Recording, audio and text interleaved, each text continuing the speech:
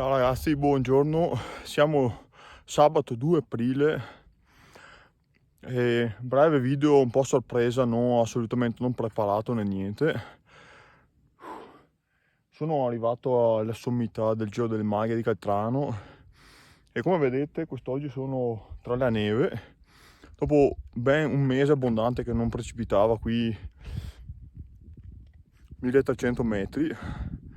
E faccio questo video perché secondo me oggi vedremo una nevicata in diretta tra poco, infatti guardate là dietro il tempo come minaccia, e per farvi un po' vedere il panorama del Giro delle Maghe in sessione invernale.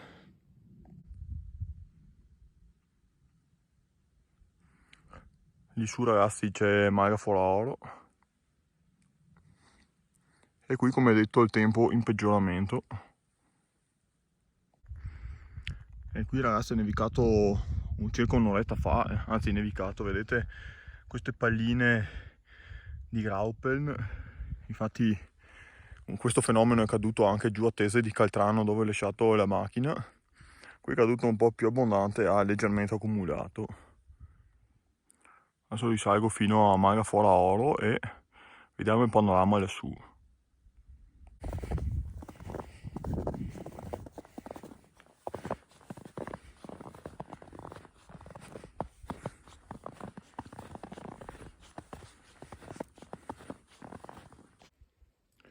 Ecco ragazzi, sono arrivato a Maga Folaoro e adesso faccio un attimo una pausa breve, vi mostro un po' il panorama e mangio un Loacker, bevo e mi rilasso una decina di minuti e appunto dopo riparto.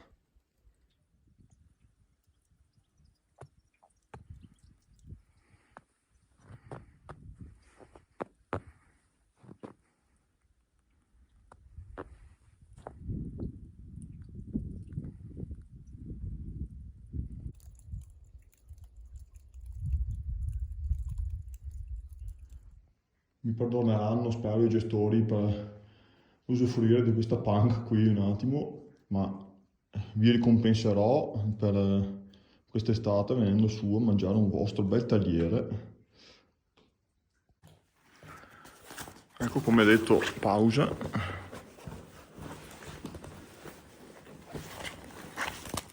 Un Loacker. Acqua potenziata e avanti.